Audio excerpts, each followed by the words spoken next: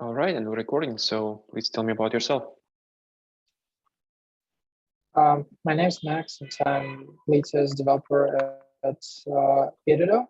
I've been developing apps for Apple platforms since 2019.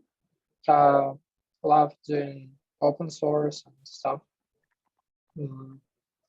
something like that. Okay. That was short. So anyway, the question today is to design Yelp. Are you familiar with Yelp? Nope, at all. Maybe I should at least open their site, or you can tell me about the product that I should design. If you can, let's see if you can open yelp.com.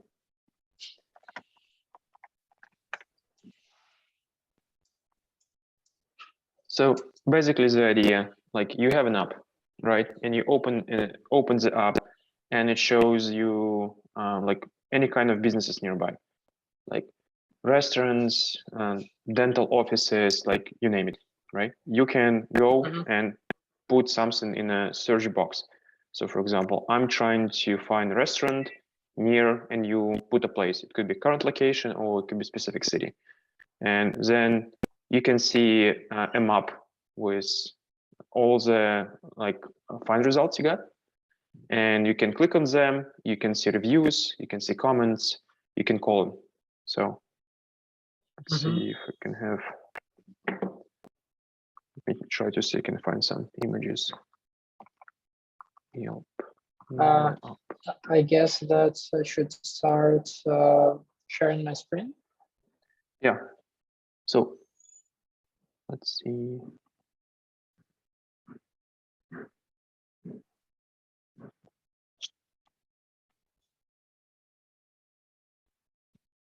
So I'm going to put a Yelp app in the chat from App Store so you can see screenshots. You can open the page and share it. All right.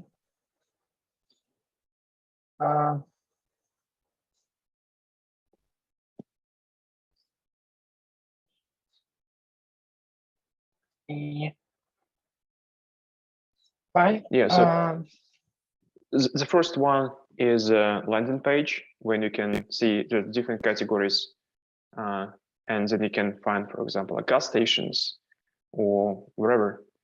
And then you can see search list. So second screenshot, see you looking for restaurants at current location. And you can see all the restaurants in the area, the ratings, some images, how far they are, and the like certain actions like putting orders, etc. And what is this conversation? I have no idea what this is, but the last screenshot is a detail for each place.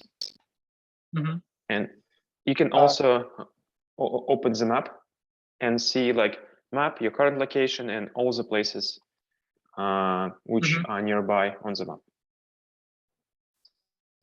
All right, let's start. At first, I'd like to specify the scope. I guess it'll be a client app with an API. Am I right? Yep. So we have non-functional requirements and functional requirements. Let's start from the functional. So user can search for different businesses using search bar. Users can view results on a map. And also they can search for businesses on the map and in a bar. Then users can open details for their search results. So that's pretty much it, I guess. Did I miss everything, anything, or it's fine? I said, in fact, we can reduce the scope of the task. So let's just build the component which shows map. So imagine you have list of results and you want to display it on a map. And so you can see current location. As you move the map, you should give a user an option to reduce the search. So for example, if you move far away, you can search it again. And then you click on the map and you can see details of each restaurant, like images, descriptions, reviews, and you can press a button to call it. So you can remove, you can, let's take out search altogether. So just map with, let's scope it to restaurants. Map with restaurants, you click on details. And so I realized because you said that you only been developing since 2019. That means let's keep it like narrow. But in general, I have about 10K hours of development. So I guess that's like my experience is some kinds of like 6-year experience developer or something like that. So okay, but still, let's start okay, with this, and if we have more time, we can extend the scope. All right. So we have search using map, using bar, and we can move to details from anywhere we want. And as a non-functional requirements, we should update results, the name. I said, let's imagine that we have, let's put it out of scope. Let's imagine that we have results already. So you just have this map component or whatever you call it, and you just get results, and you need to display them and make sure that like everything we discussed happening in terms of it. You click on them, you see details, images, comments, and you can call them. Should we support offline mode in the app? What's your recommendation? I guess that it's not important enough to include it in the MVP because nowadays most people have stable connection to the internet, and in terms of MVP, it might be more important to move quickly. But in general, if you are using some kind of a similar app with maps, you probably want to use this app, for example, if you're traveling and you may have no connection to the internet. So if we are building like MMP or a mature app from scratch, it should be included, but for the MVP, I guess we can leave it out of scope. Okay.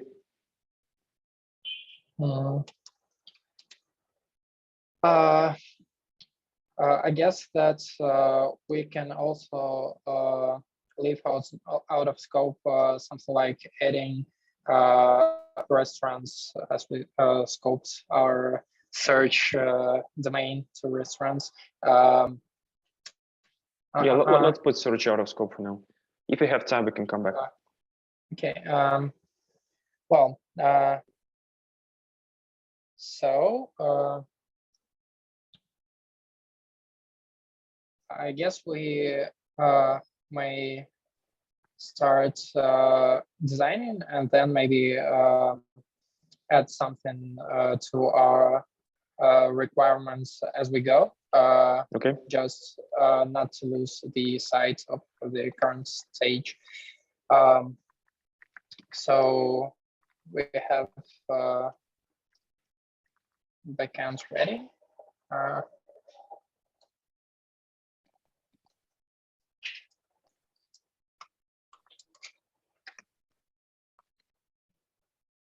So I'll leave it here. And we have our client. For the client, we need some kind of API layer, API service to deal with requests and stuff. In terms of details, for example, because for example, if we need to maybe update location or something like that, or we have a chat, we will be forced to use WebSockets, for example, but at least for now, we have an API client, which is for fetching main info like details and stuff. Then my general recommendation for probably most of the applications, especially at the early stage, is to use GraphQL, because as you develop an application from scratch, especially, you might need to make a lot of changes, and GraphQL is much more flexible than REST API. That's why I guess it will be the right choice for probably most of domains, especially like different like e-commerce apps and apps just for the regular like use. Can I have a quick question? Then, so I'm still not sure about justification from GraphQL. You said that you would need to do lots of changes. You mean like that requests are going to be highly customizable, or because no? It's just like a general recommendation, especially for the early stage products, because even requirements may change, and to be more flexible, to add more details as you grow, it's maybe much easier to use GraphQL and be a bit more separated from your server. And also you can optimize your network by requesting only the stuff you need, but backends may provide you for the same, for different mutations and queries, as much data as it may provide. So as clients, you may optimize your network too. Okay. Fine. As I said, that we may need implement offline modes later. So I guess that we may add another abstraction of some repository to then add some like caching layer right here and abstract ourselves from the data sources, just to enable us to implement offline modes later if we need.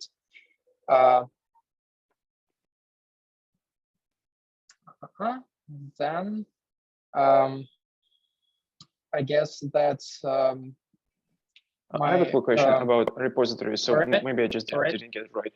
So if you're not planning to get offline modes that you do not have storage, why would you need repository in this case? It's not really necessary in this case, but it's I guess it's like a right level of abstraction in terms of our domain to like predict that we may have this functionality. So I'm adding it, but for maybe different domain which won't need offline modes like in most scenarios, we may drop it and use, for example, API clients. But as we may need offline modes, so I'm adding this abstraction right now.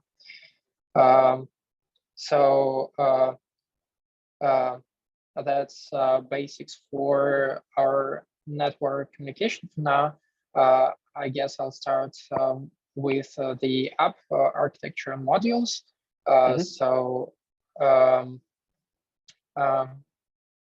I used to always extract app module, which contains like high-level container for our app. which will allow us to, for example, show some authentication if we need on top of other modules, and do other stuff, maybe implement different flows for admins and anything else. It may be not very necessary, but it takes like no time to make this kind of container to allow you move in different directions later. And as I understand, the domain of this application, we may need to support, for example,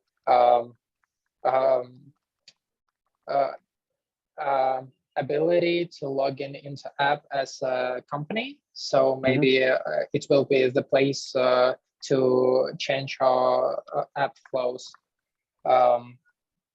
So then I would say we're looking in the scope of a single component. So for this way, we might not really need an app component because it would be a part of application. But imagine that we built it in isolation.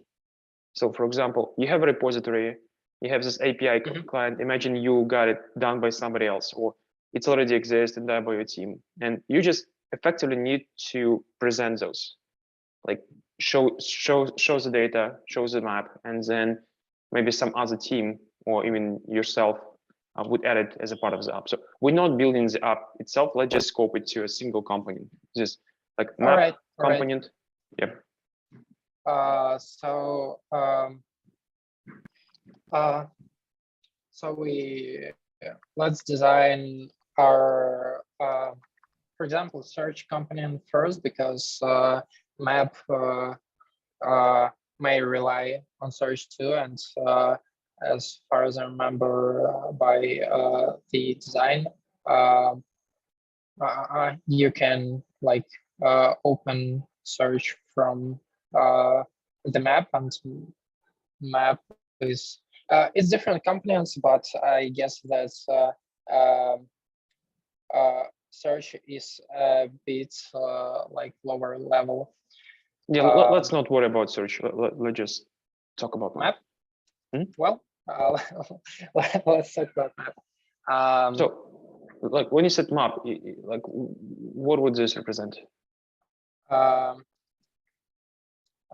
name it map feature.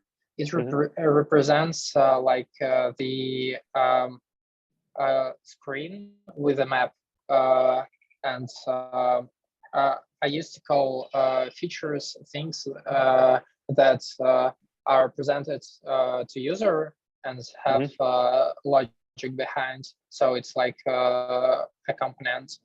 One moment. We have map feature, and probably we need some kind of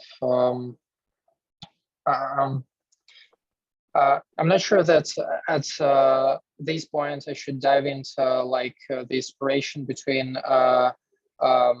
logic, view, and other stuff. So for example, we have also some kinds of map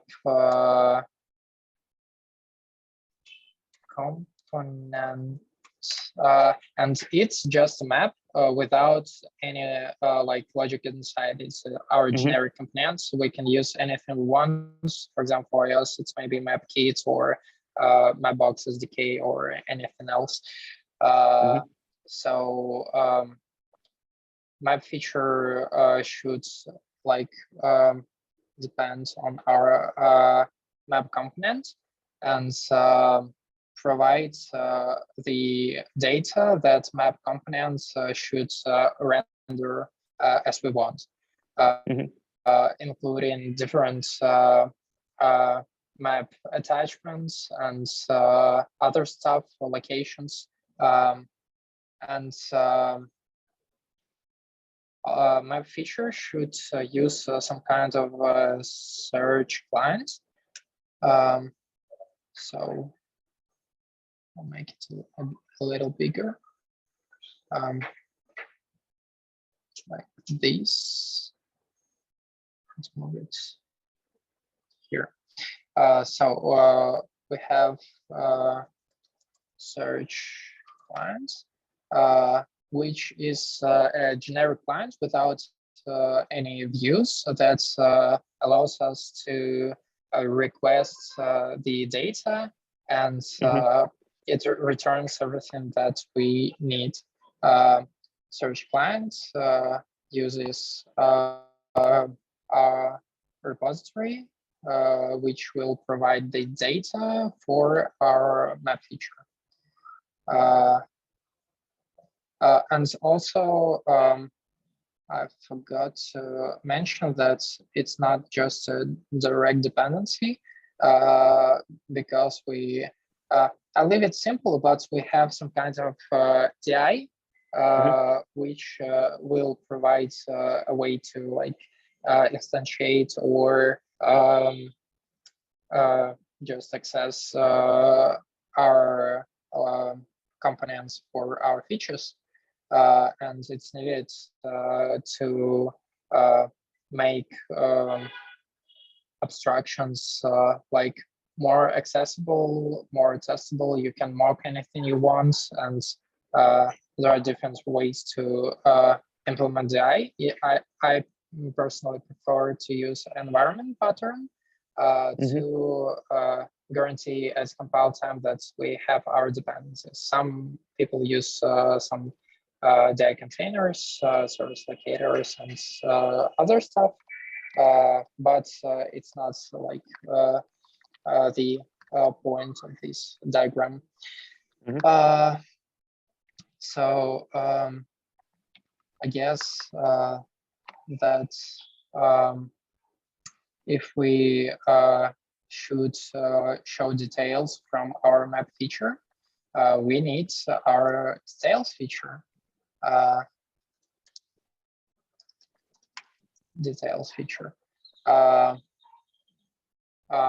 Which will be presented from our map feature, and so map feature depends on our details feature. I have a quick question. So effectively, details feature would know about map feature. So there is a like strong coupling between those, right? Yep. Okay. So in terms of like dependencies, it's like two-way dependency, but most of package managers does not allow you to implement such type of things. So it will be in one like library, or it should use some interface to show other things. It's a bit dependent on implementation. I usually prefer like state-driven architectures. So I'd like to know as compile time most of like the stuff I can get. So I'd rather keep it in one module, but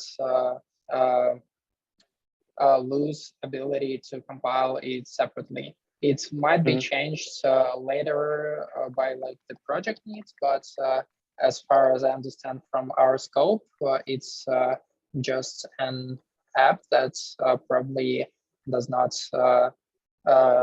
really provide some kind of external SDK. So for now, it's I guess the right solution.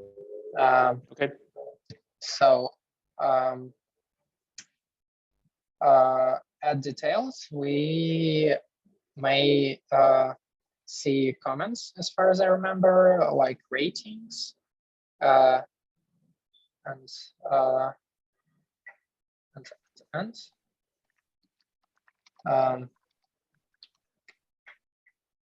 details, ratings. Maybe anything else should be in scope. No. If no, I guess so that. Imagine that you have like your components ratings and maybe Right. some other stuff you might receive, but you don't need to put them. It's a read-only. All right. Anyway, I guess that ratings are the part of details feature, but comments should be a separate instance because it contains more like isolated logic.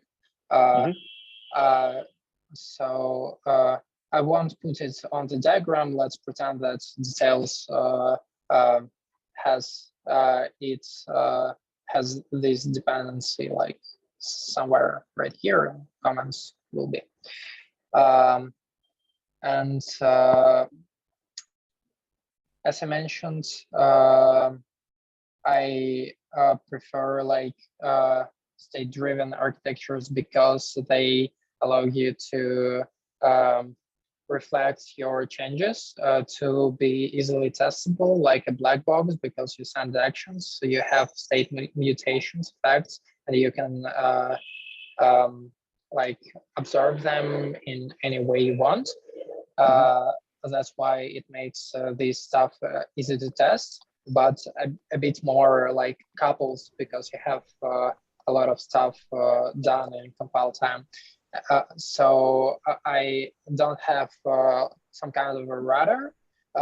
It's the routes are described like a part of the state of the module. So if you need to present something, you have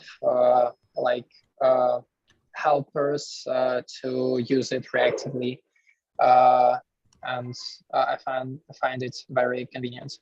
I have a quick question why... about router. So you have this right. bidirectional dependency between map feature and details feature. That means they, Yep. they know about each other. So in this case, Yep. Where would router fit? Like, why would you need a router if map feature, for example, can call details feature directly? Map presenting details feature is the responsibility of map feature, and the state, and it's part of a state of map feature. So if map feature has details feature state as a derived state for self, and it has some kind of a flag, or it may be implemented as a generic wrapper that enables you to present anything modally or use routing, but it's a part of the state. So you just modify the state of map feature, and routing can be easily implemented by native solutions without other abstractions, because you already have like a bit different paradigm with this state reactivity. So if current route for map feature becomes details feature with specified state, then via reactive binding, you just present your details feature as you want. If you need some custom transitions, you can implement them easily as like separate components. So I guess it's not a problem. Fine. Let's talk more about details feature. So details feature should have comments, ratings, and like photos. So it should communicate with our backend too. It will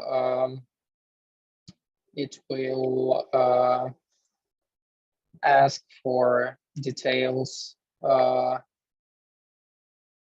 from details client. It's pretty long arrow, but it's something like that and like that. And details client provides you details for maybe not just details feature. It may be like a component for different domains of the application, but I guess that's it's better to keep it like isolated for the feature that needs this dependency. I have a quick question. So would both search client and details client, would they talk to a single repository? I guess that it will be okay because search clients and details clients will be like abstractions between our data source to our features, but our data source is an abstraction between API clients and our possible storage. So I guess that repository may implement, and in my case, it will implement all the stuff that needs for that our application needs, but it may use, for example, different protocols. But I guess that it's not needed in our case because we already have these kind of abstractions for like our team and our application. Okay. Fine. And so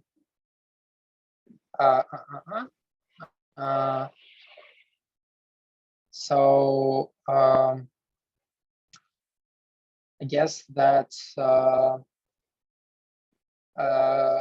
details client, as I said, details client is a client for details feature requests to our like backend. So it may also our clients may, one moment. I'll probably leave this arrow to our comments because they will request data in a different way, not just through details clients, because we may need like hot updates and other stuff. And so I'd like to keep comments like isolated.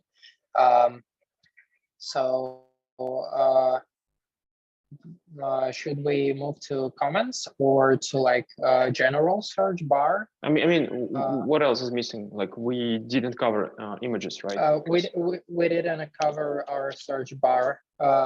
Let's leave search bar of scope. I'm more interested in details feature. One moment. That's the app. So it's as a fourth screenshot. You can see. So you have your rating, you have your image. Yeah. View on the map, and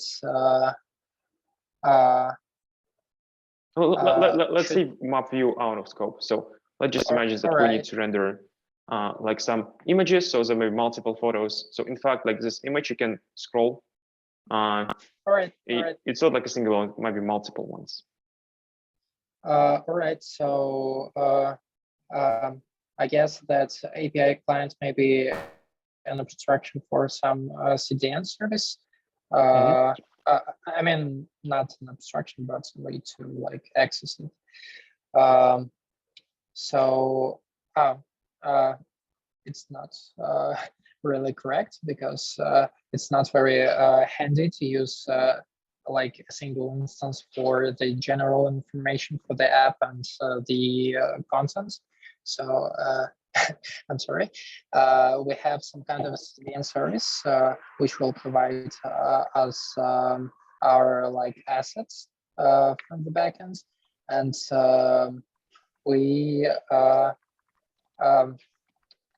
I usually prefer to request data like from different CDNs using just like an extensions for native components. So we may pretend that components in details feature they have data about CDN URLs via details clients. It provides this data, and then by URL you may fetch anything you want from CDN like photos and maybe videos.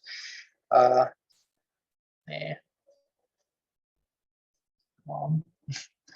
Do you see the overlay of Zoom? No. Yeah.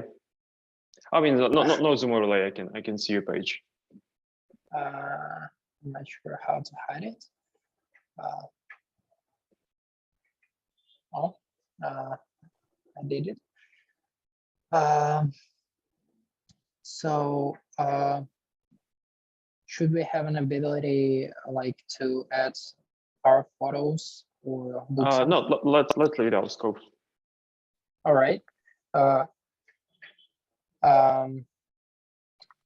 I guess that calling websites and other stuff is out of scope. Save, as we said, we left it out of scope. I forgot to edit here, but I remember I said. So I guess that details feature is kind of ready, like in terms of app modules and stuff. So I'm not sure like which company would load images, for example. So would detail feature talk directly to CDN? In like every feature, we have three layers. Let's dive a bit deeper into features. The first one is features state that describes current state of the screen, all of its data, different stuff about routing, and anything that's any data that our module needs. And also it has actions that can be processed by our module. It has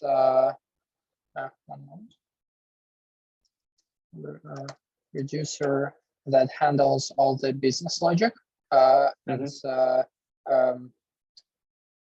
specifies how do actions mutate your states and how do they trigger different side effects. And it's more about like logic and fetching data, but we also have our view layer. In iOS, it's probably view controllers. You can like use some views, but in general, it's view controllers. And in this view layer, you have access to the current state, and state is view has access to state, and it can send actions to the reducer, but it cannot mutate state directly. So we pass in states to our view, and our reducer can mutate our state. And what about middleware? Diagram, quick question. This looks a lot like Redux, right? It looks a lot, but Redux, but yeah. So if you have side effects, you usually have a middleware layer, which actually gonna do and perform. You don't need this. It's not actually Redux.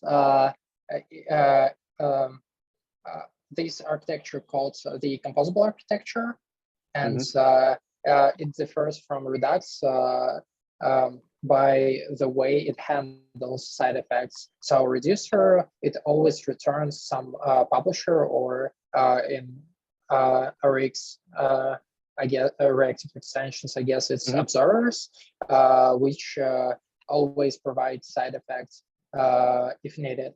And okay, so like, if you got this architecture and apply it to details feature, how would that look? Yep. So we have our details state, details actions, details reducer, details view controller, and when we present our details feature, we pass our store to our view. And when we get our store, a view subscribes to state changes. And also it binds, for example, if you talk about images, in state, you have URLs of these images. So when you perform binding, you like request these images from your CDN. These requests, I usually use like third-party frameworks that allow you to like cache images and request them under the hood. But in general, you send the requests to your CDN via some kind of a manager that acts like a repository for CDN. And this manager usually in iOS uses some kind of URL cache for URL session and caches these images. It's probably usually like LRU cache for like keeping only most relevant images, and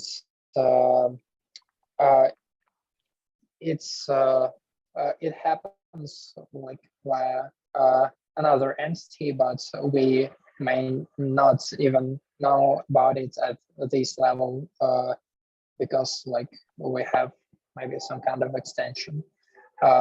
So it was pretty native for me, but yep, I forgot to mention that in general, it's not just a direct request.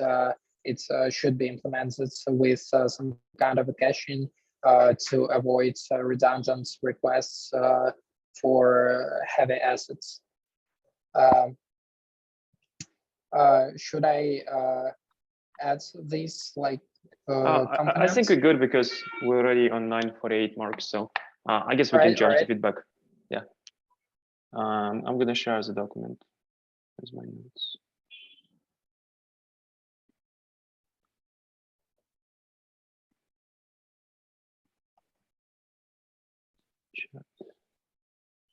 I should keep sharing my screen. Yep. Just keep this.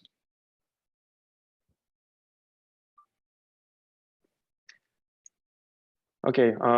Yeah. Very short introduction. So that when you said that when we talked before, you got like multiple years experience, but apparently for iOS it's not that many, and this is why I decided to reduce the scope of the task on the fly, because going like high level, really broad, I sort of might not bring lots of signal, and decided just it's that pick a single component and just talk about this. Like guessing requirements. As you can see, there is very little of content, right? Yeah, so like when you said supporting offline mode, would be really good to justify, to put justification like, or like describe what exactly would sync in an offline mode. Would you like cache requests? Or would you cache restaurants? Or would you cache ratings? Would you cache reviews? Would you cache images? So like just offline mode, it's very generic, right?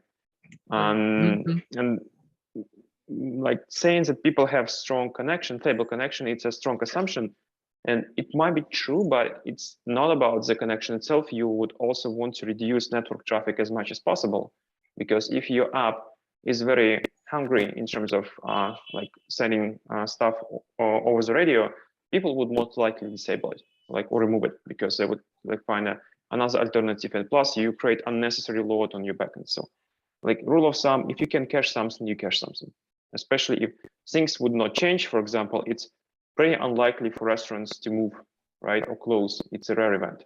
So you don't need to get this like all the time. But like I said, let's leave out the scope. So all we need to do, we need a component which receives some data to display it and then display details. So yeah, what about caching? What about like, I don't know, for me, it seems a bit like not enough, if I put it this way, because if you look, like imagine I screenshot this and I put it to to people who would actually make decision. And it seems like we have like 10 minutes worth of discussion on this one. Yeah, so it took a bit longer that because you are not familiar with Yelp. So maybe picking up the app was not very good. Okay, so then we got a very long high-level details. Oh, one thing which I could bring attention to, it's better to get all requirements before designing. Otherwise, you said, okay, I don't have any requirements, but as we design, we can get more. This is generally not a good approach, because you need to have a very well-defined scope. Because if you have scope, you can put milestones, and when you have milestones, you can put estimations. So, for example, we're gonna build the map feature in X weeks, and then details feature in this one, and then you put also some risks, like testing, whatever, like people going on vacation, somebody getting sick, etc. Right? Or like if you don't have like very strict set of requirements, it basically means that you can build anything. And with this one, it's pretty unclear when this anything would be done. So we started high-level details with the API client, and then you brought GraphQL right away, and you justify it as a general recommendations. I don't think it's a good justification. Like everything comes with a cost, right? So if you use GraphQL, there's also associated cost for the backend.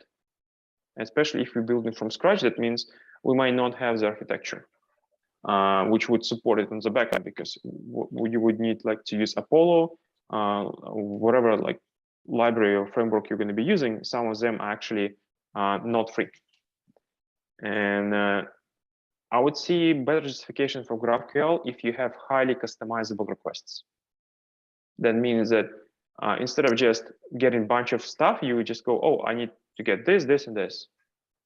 Otherwise, I cannot see any good reason over a JSON, because JSON is so much easier to do, just like bam, is there. And when you talk about like making everything like configurable, I would say it's a node optimization. You're just trying to build something like, and there's this principle that you ain't gonna need it. That means if you don't need something, don't do it, because it's not free. Everything comes with a cost. And when you said, oh, we can optimize traffic, but in this case, I can say, like, why not gRPC? It's even better. It's a more compact protocol. I know it's better in many ways, for example. But see, it's a very bad justification, because I said, oh, gRPC is better. Why exactly it's better, and why it's better for this particular case? So like general recommendation is a bad justification, especially if you interview with a company who would not use GraphQL. Imagine they use gRPC, and your interviewer have a very strong take on gRPC. And it's like, oh, and they would put like the candidate have no idea what it's talking about, because gRPC is clearly better, for example. But those like hand waving, and I would try to avoid bringing technology unless there is a very clear use case for it. Or for example, you interview on Facebook. Yeah, so then you brought up repository, and repository only have an API client. And once again, like you might not gonna need it, because you have API client, repository, and then search and details client. So there is an unnecessary middleman. Like yes, if you're gonna add offline mode in the future, that might come handy, because now we're gonna have different data sources. But since we leave it out of scope, this looks strange. At least for me, it looks like you're trying to get some existing solution which you found on the internet, and you try to fit it into the interview. I would avoid it, because that gives the signal that you don't really have experience. You just learn some guide, whatever, on GitHub maybe, and you just try to show it to me. Yeah, and then we put a scope, like we actually designing this map feature and details feature. We don't need app companion, and you brought it up. And one more time, it seems like you try to fit an existing solution into the problem at hand. Just concentrate on components which you really need to build, and don't think about anything else. Then you're talking about a specific DI implementation. So for example, you use an environment for putting your DIs, and like why exactly? What is justification? I would, first of all, I would not bring it in the first place, unless interviewer said, okay, like what are you going to be using for DI? And if you bring a technology, make sure that you can properly justify it. Because like for me, it was not clear, why would you use environment, but not like service locator? Service locator is perfectly fine. Why not this? Then like when you start talking about map feature, details feature, like strong coupling and two-way dependency is generally bad because now they kind of live together. Then you talk about router, which is a right thing to do, but in this case, map feature, details feature should not even know about router. What you need, you can pass an action or use case. So map feature gets some data like list of restaurants as an input, for example, right? And then it also accepts features. So for example, actions. I clicked a restaurant and you just report it back. And then router would decide what to do with this or whatever component you're going to be using. There is no need for them to know about each other because this way you can develop them in isolation. Imagine that you decide to drop the old details feature and replace it with a new one. It should all happen like in a very decoupled way. They don't need to know about each other's existence. And generally, the less visibility, the better, because you can take them out, test in isolation, like split work between teams or different engineers, etc.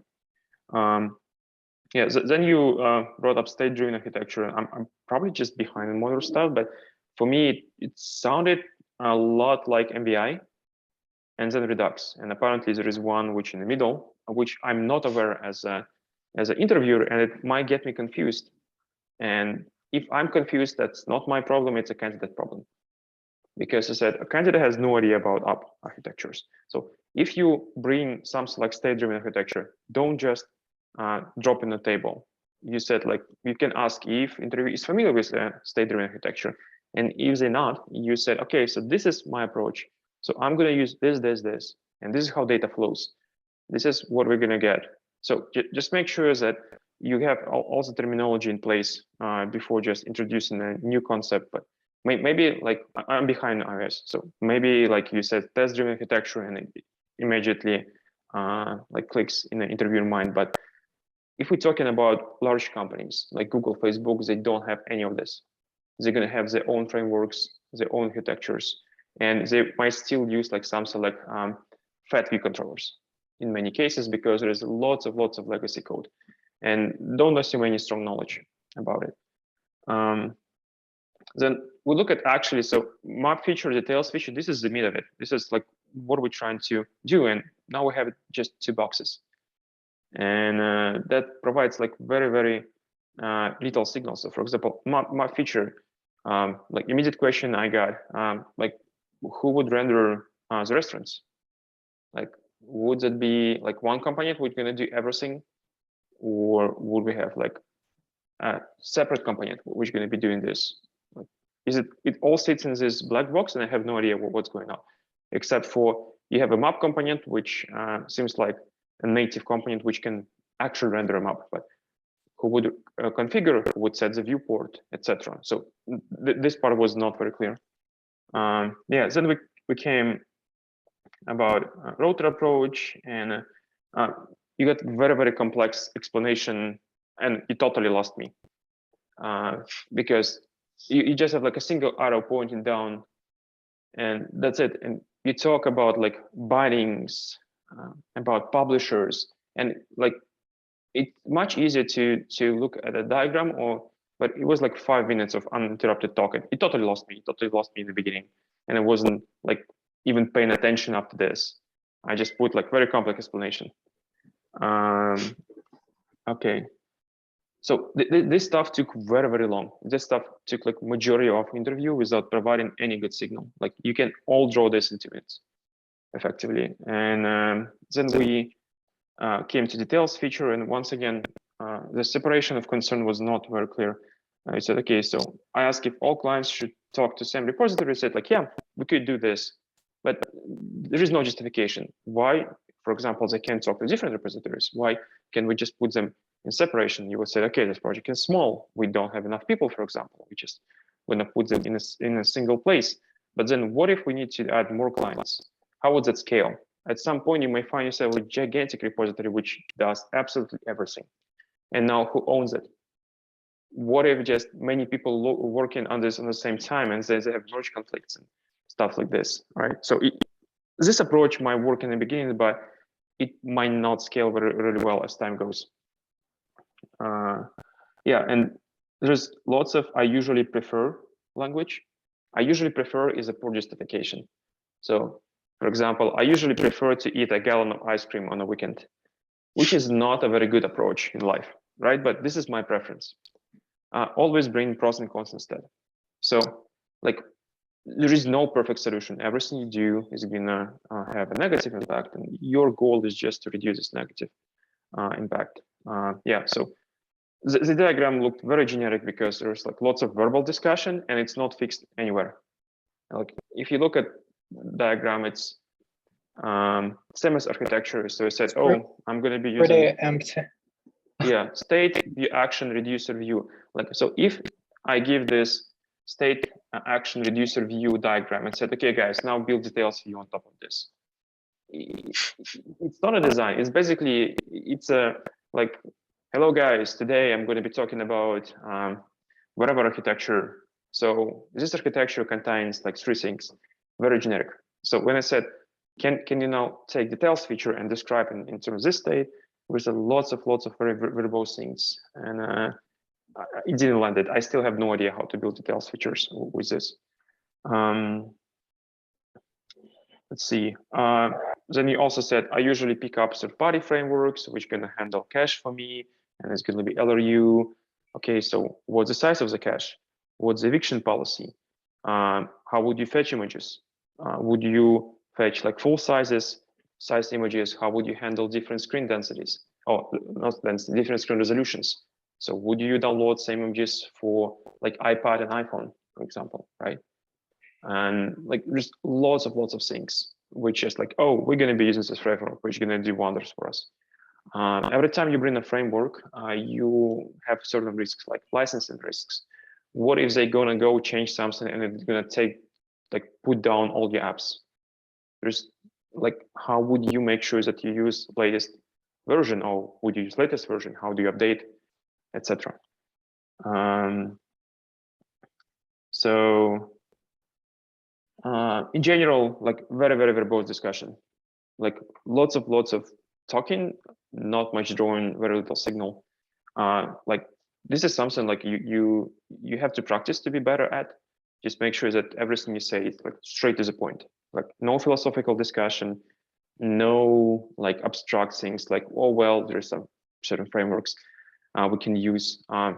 Pick something. So for example, I'm going to be using MapKit, or I'm going to be using this. I'm going to be using this, and then tell exactly why and what could be like, what can go wrong. I can see someone like keep moving cursor and it kind of bugs me. Let me just let me viewer. Okay. Also, don't add more details and requirements. So, for example, hey, should we add photos? Why would you want to do this? Because imagine they give you a project to work on, and you come back and said like, hey, let's just do this because it sounds really cool. It's not what we discussed, but I think it's going to be cool, and we need 6 more months. Like if you add more requirements, I said, oh, cool, let's do this. Let's add more photos. Let's talk about this photo picker and how you're going to upload, store them. So now the scope grows. Yeah, and try to stick to the question. So I tried to keep you okay. I want to know about feature details. And he said, okay, so let's talk about search bars. Like, no, let's go to feature details. Like, okay, so search bar. Don't dodge the question, because as the interviewer would still gonna like guide you back to the original question, but coming back and forth, just taking your time, and it might provide a bad signal. Like, so when you rate candidates, you said, okay, communication and comprehension poor. That's because we could not establish like a very good communication channel, since the candidate keeps dodging the question and just going away from the stuff. Yeah, so this is pretty much my feedback. As I said, it might not necessarily be accurate. It's just like the way I perceive things. and I do not represent any company at this point. This is just my own opinion. So take it with a grain of salt. And with this in mind, I would invite anyone from the audience to raise a hand and provide their input as well.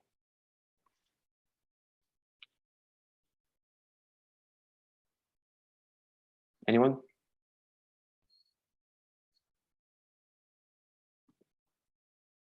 Somebody open hand. I have no idea what it is. ICC, I can see that. I have no idea what it is. It looks like a hand. That's only me clapping. That's only me clapping. This is UX failure. Like, what the hell is this? Like, okay. So anyone wants to provide any input?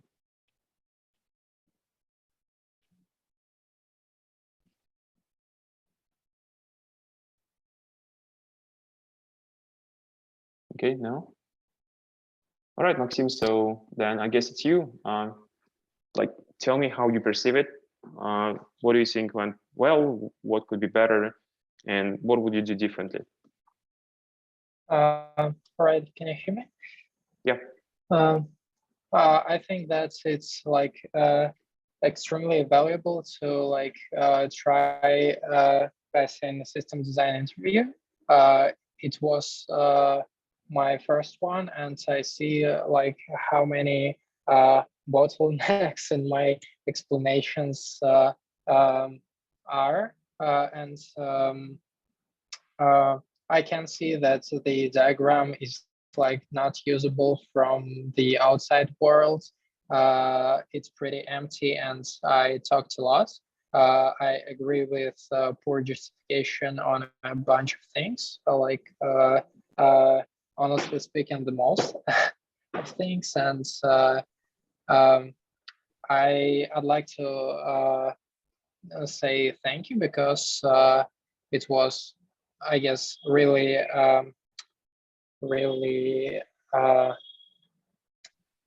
good for me. And I guess that if we talk about like more details about what could be better from like my side, is maybe to start designing the system from the components that we should design by our requirements, not from the client server communication, but like from the domains. I guess it will be easier, at least for me, to like structure things. Also to write down more requirements and specify them better.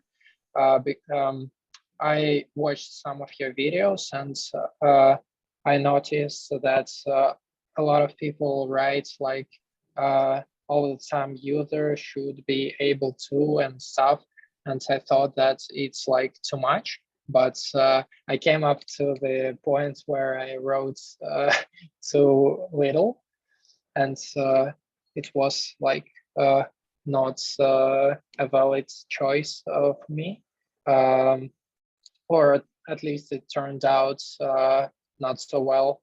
And in terms of architecture too, for now it looks like Redux without middleware, without like details, and it's not implementable from this diagram too. So there is a lot of stuff missing, but I guess that I'll be able to improve it, like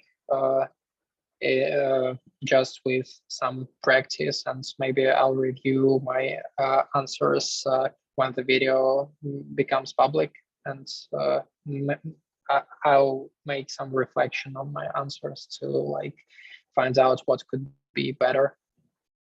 So yeah. Thank you. My recommendation: go open App Store and just design top 10 apps. Like, imagine that you actually want to build them, and you would start okay. So you might try to want to capture some requirements just to make an MVP, and then okay, so you build on this, and you don't want to just jump it like into coding. You want to have a very like well-defined architecture. So define all possible components, how they communicate, how data flows, and just to see if it makes sense. So if you take this and give it to developers, would they be able to build a system? Or would it be just like generic stuff? Yeah, like practice makes perfect. It's like, as I said, there is no job. Even if you just like do it perfectly, I'm not going to be able to offer you a job at this moment. Same if you go and fail, it doesn't matter as long as you learn something new, and it helps other people to learn as well. Okay, so we got one hand. Unmute yourself and go. Hello. Hi, Alex and everyone. So thank you for the interview. During the interview times, I try to answer the question also. And I see that, for example, whenever you search for a nearby restaurant, we always have the filter things. For example, if you want to walk in a distance, for example, smaller than 300 meters, or I'm a vegetarian and I just want to eat a specific kind of food, for example. So the filter might be very complex. And in that case, I think that GraphQL is still useful. But the only thing is the interviewee doesn't talk about it. But I think that if we talk about the filter things, so maybe GraphQL is useful. I don't know what do you think. The second question is about offline mode. And I see that all the data is related to the current location of the user, right? So it's impossible to store everything just related to a specific location. For example,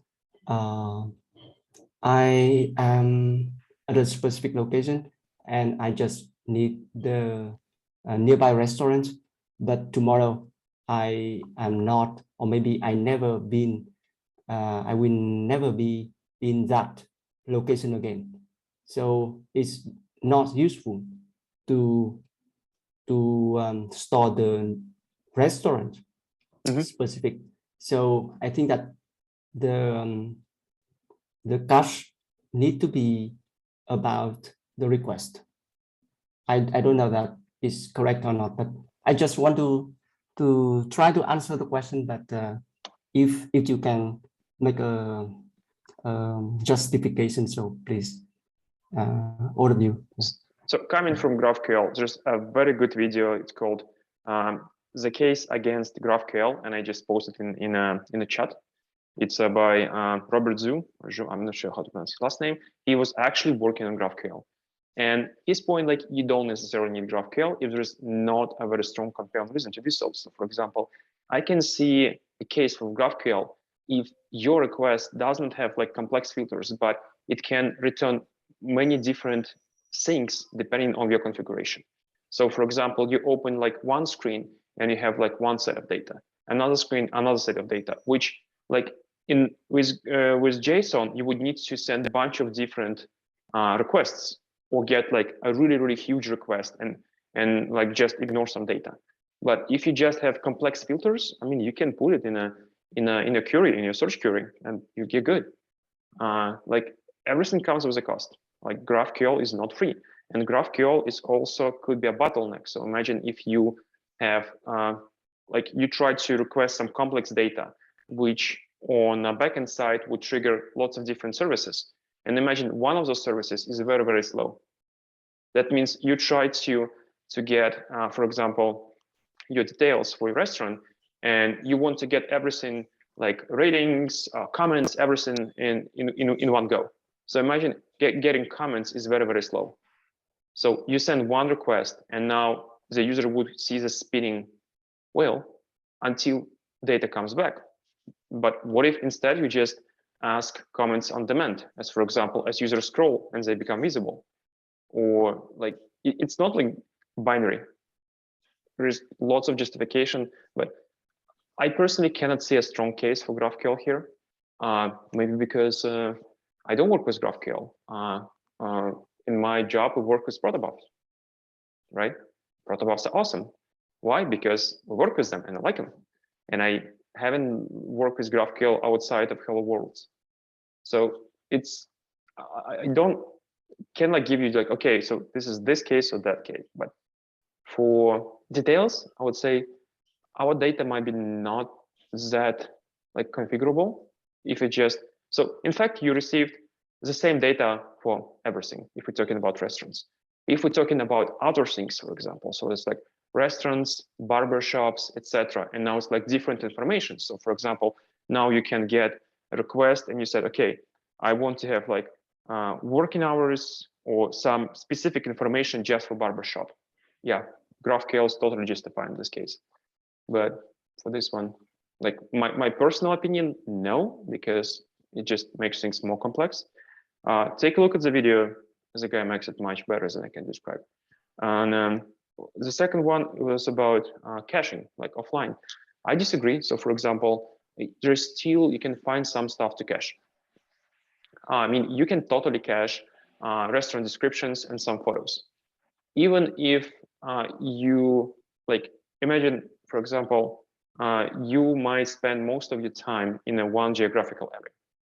And imagine you live in San Francisco, a bunch of restaurants. Even if you go to a new restaurant every day, it's probably going to take years to cover like your neighborhood. So you can cache restaurants. So imagine you want to get a new result and you can already show some old results. So your UI is very responsive. So you can see some data is going to be like fetching, uploading. Your goal is just to make your app as fast as possible from the point of view how user perceive it. So they do something and they immediately see some data and maybe this data gets updated, etc. Or if you don't have network, you can open it, you can see your last search query, you can just go through data which have been cached.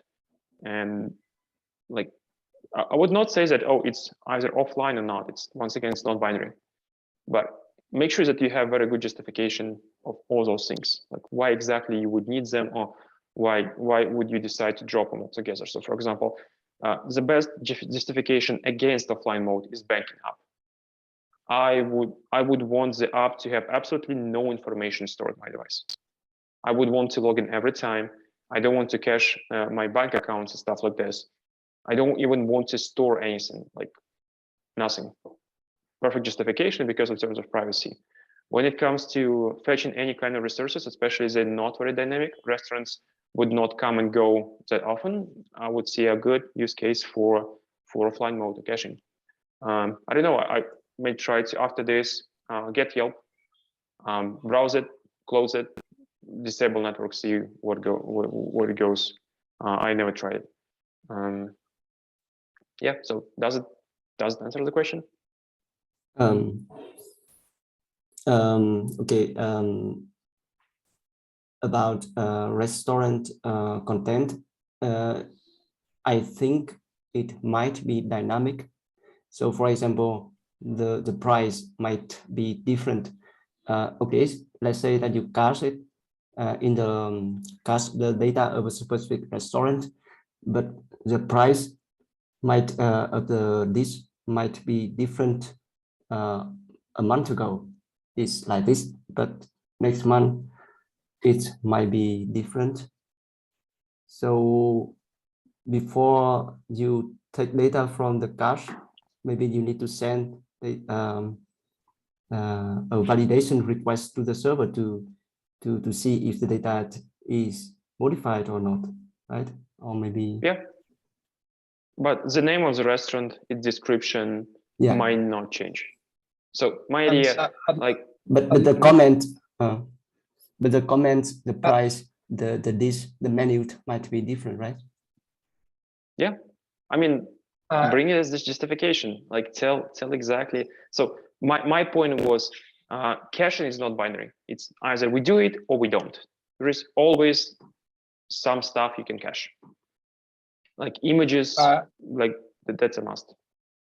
And I'd also like to add that as far as I understand, Yelp is like a worldwide app. So you may want to travel to another country and it might be handy to like pre-download like location where you want to go and might not have access to the internet, and if you have at least like restaurants, their locations and maybe descriptions, like we are an Italian restaurant, for example, it's won't change likely, and it may become very handy for travelers, for example. I would This say kind of caching. your best bet is just to rely on cache policy. So Yep. your backend would tell exactly how long you would want to cache this data. Like don't make this assumption on clients. And it's actually a very good, interesting use case to discuss. So what if I cache some data in Europe and they came back to the United States? So now LRU cache is not a good approach, because you can cache lots of stuff and it's just going to sit on your device and you will never use it. So maybe you would need to put like some timestamp validation. So there's going to be a periodic task which is going to trigger and just purge stuff from cache, which, for example, is way too far from you, or just expired because it's been a month, something like this. So it's an interesting like direction to take the discussion as well.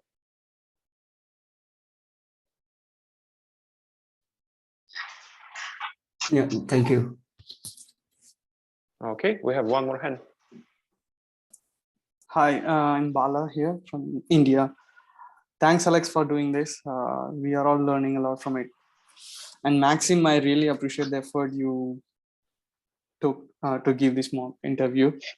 Coming to the feedback, I had one feedback. I mean, most of them were covered by Alex. So when the interviewer was asking you, like how the images are being downloaded from the detail feature, I myself as an interviewer expecting you to talk about the image downloader or the cache, but you did talk, but not like you talked in a vague manner, and instead you also diverted from talking about its responsibilities to about the state architecture pattern. So yeah, so that was one of my feedback. Yeah, I see. That it wasn't really correct way to explain things and to drop the important stuff. It wasn't on purpose. It was by chance, just because of the lack of experience in system design interviews. And I also guess that if I'd design this system like on my own, it will be completely like different or mostly different. But it is what it is. And anyway, I'm really glad to be here and to hear all the feedback. So thank you too. Thanks. Yeah, to piggyback on this, it's much harder when you're a candidate. So when you see an audience and you're anonymous and you just look at this like, oh yeah, like, but this is like so obvious. I would totally nail this down. We have 4 cases when people said like, oh, like candidate didn't do it. I said, okay, do you want to take a seat? And only 3, like only one of them could actually prove it. So I'm not sure, Vitaly, if you're here. Like the other 3 like did same mistakes, and it was not as clear and obvious when you in the seat and like in the spotlight. So like remember, there is also a stress factor, especially if you haven't been doing it much. Lots of people watching, and then even more people gonna watch on YouTube, and some of them would put not really good comments about it. And like in some videos, if you look through history, I said, okay, like fair, I'll see you next week if you want to try it out, and said, oh no, it's fine. Like, so like before criticizing too much, like remember, maybe you would not shine as much if you're gonna be in a spot, because it's not because like Maxim is not smart enough. Maxim just does not have experience doing those kind of things. You have to practice. And I really thought that it would be much like easier like psychologically to sit here and answer the questions, but it wasn't. This is exactly why you need a very good framework for solving those kind of issues. So this way it would take mental load off just to figure out, okay, what you're going to be next, how are you going to structure a discussion, how are you going to draw diagrams, how are you going to describe companies. Because at this point, like if you have a very good like approach, which you practiced a lot, like you just need to deal with the stress, or just to see what interviewer going to ask, which way it's going to go, how you're going to adapt it. But if you have no idea what you're going to be doing, most likely you're going to fail, even if you're a very good experienced engineer. You cannot produce anything, because as I said before, being able to pass the interview and being a good engineer would not necessarily be the same thing. You need to practice. Like you can just practice, just learn a bunch of things from the internet and just learn it by heart and go just deliver it on the interview, and you can trick them, but would not necessarily make you a good engineer. Like only experience can make you a good engineer, and the same only experience passing the interview can like bump up your chances to actually get a good feedback. So don't be too judgmental. Like the whole idea is just to learn. Like we're not judging anyone. I said it's very brave from Maxim's point of view just to step in the spotlight, especially in the first try. And hopefully, like as a result, like you learn something, people learn something, I learn something. Like we all like better off after this. Actually, that kind of brings it as a. So, what's your opinion about composable architecture? So, from any of iOS developers, like if imagine you're an interviewer, a candidate brings a composable architecture, would it immediately click? I said, oh yeah, it's totally fair. Would you have questions about it?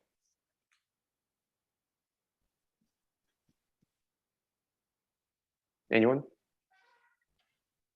I can reply myself, maybe partially. Okay. If no one raises hands, I'll let anyone talk if anyone wants.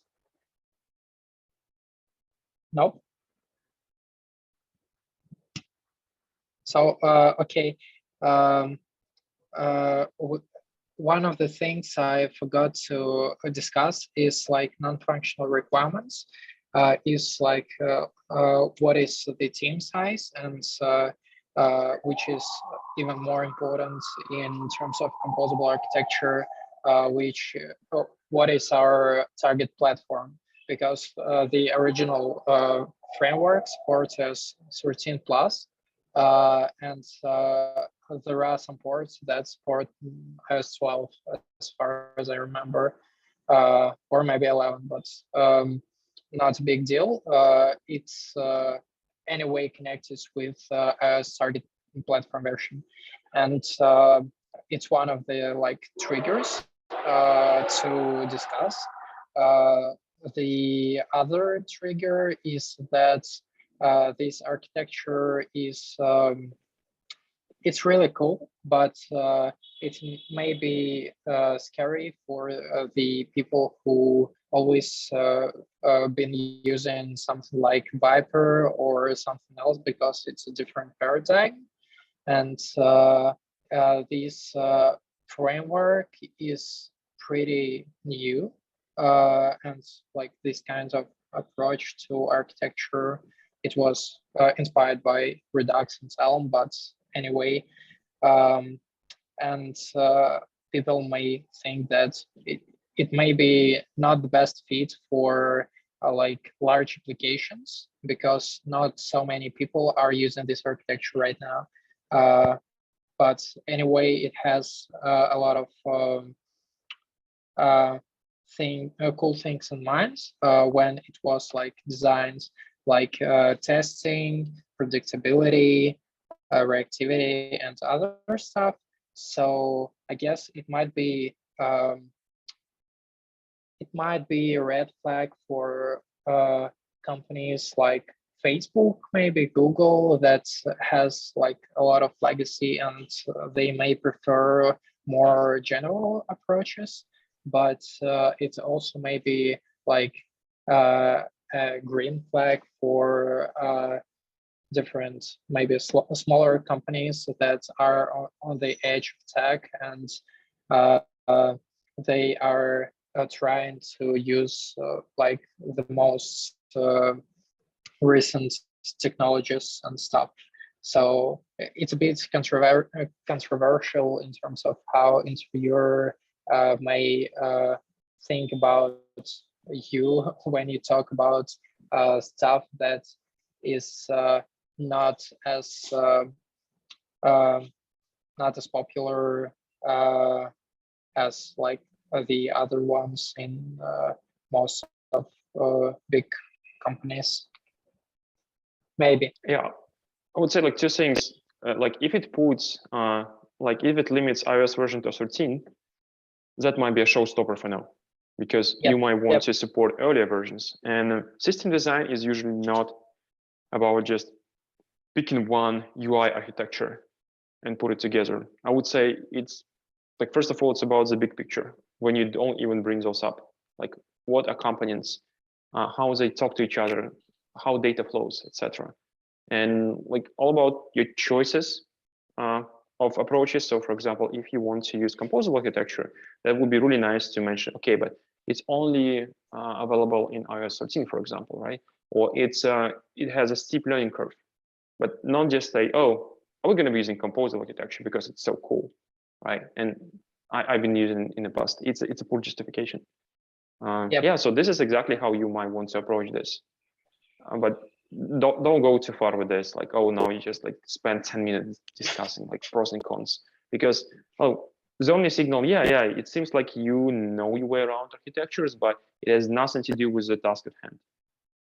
We build a system. We're not discussing pros and cons of different UI architectures. So, like, just be mindful with the time, because it's very easy to get dragged into like this conversation. It's very exciting, but no signal, and basically you just fail.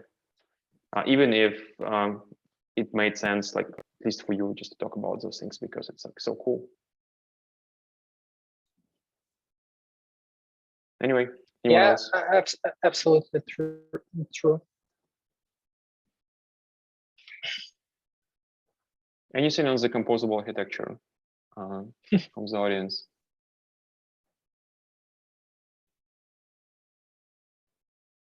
Okay. Any other questions, feedback, anything else? Question actually. So when we were discussing about CDN, right? Like, is it? Can we talk about like having an abstraction over there,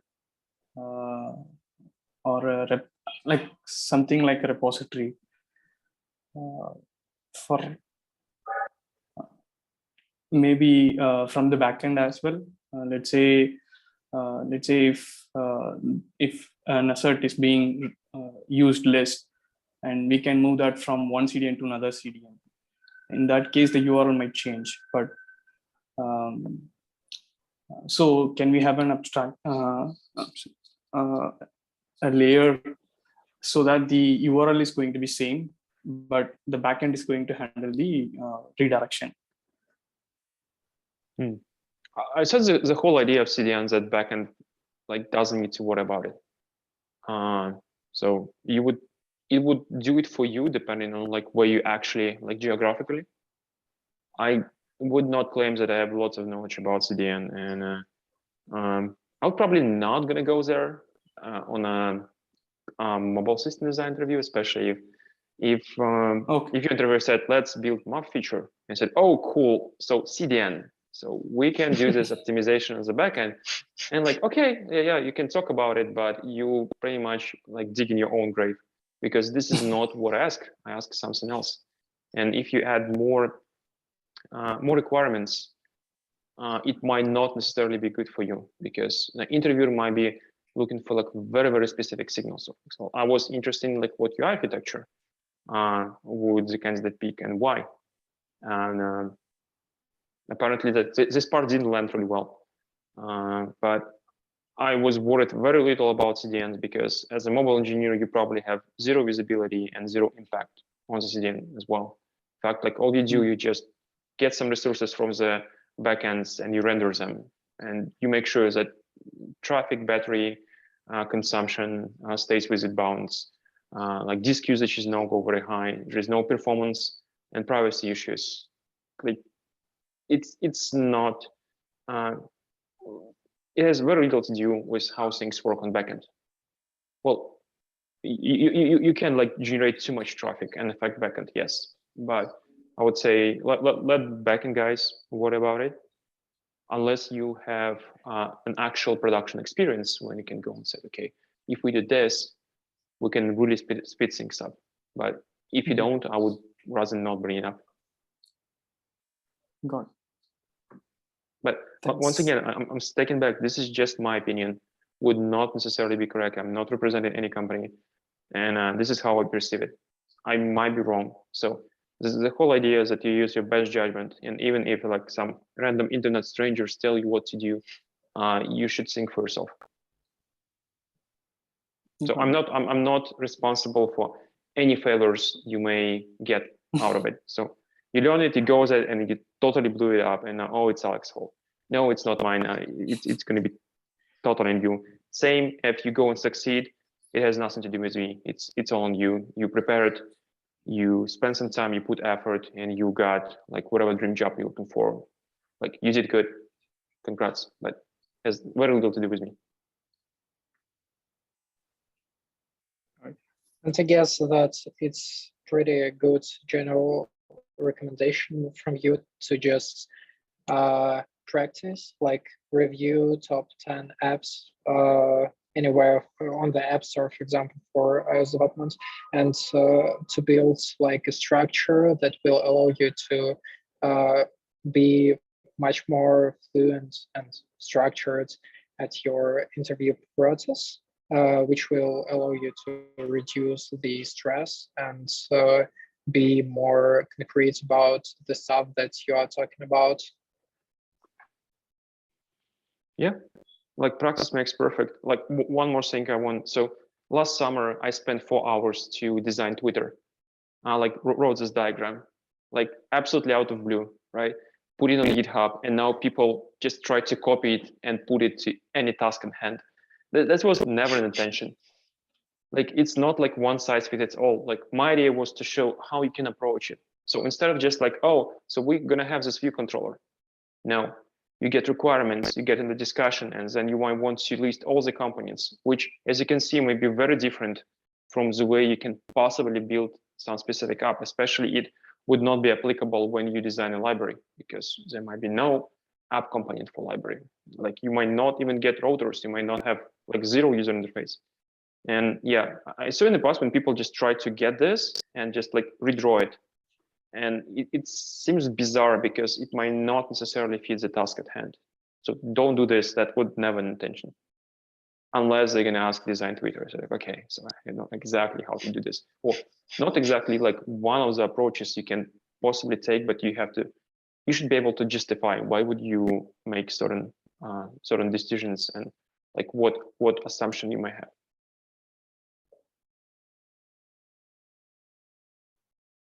Okay, anyone else? All right, so in this case, I'll assume that the rest was perfect, and I'll see you guys next time. Bye. Thank you. Bye. Thank you. Bye.